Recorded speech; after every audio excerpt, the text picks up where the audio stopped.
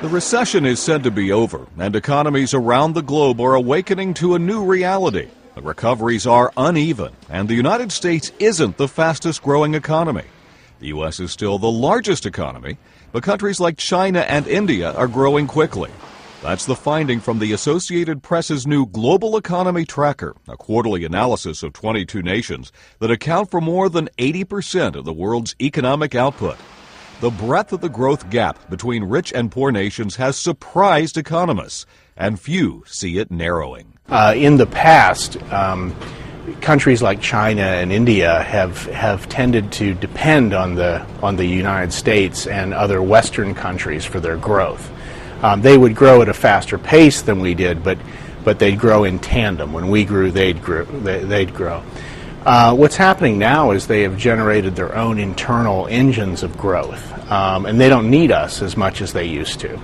Those internal engines of growth are powered by local workers. Last year, General Motors sold more cars in China than in the U.S., and aside from a small fraction, nearly all were built in China. The highest growth area over the next 10, 20, 30 years, that being Asia, and China being the epicenter of that growth. Growth in emerging markets now has a far bigger impact on the world's economic performance than it did 30 years ago. The developing world share of global economic output has risen from 18% in 1980 to 26% last year. But for all its benefits, fast growth is causing problems in developing countries. Surging demand for commodities, oil, grain, steel, is pushing prices even higher.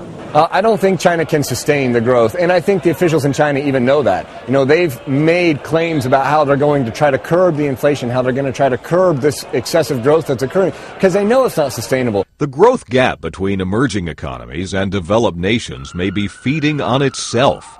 Government figures show that between 1999 and 2008, U.S. multinationals slashed 1.1 million jobs in the United States and added 2.4 million overseas. The United States is benefiting from the overseas demand. Last year, the U.S. exported nearly $1.3 trillion worth of goods, a 21% rise from 2009. Mark Hamrick, The Associated Press.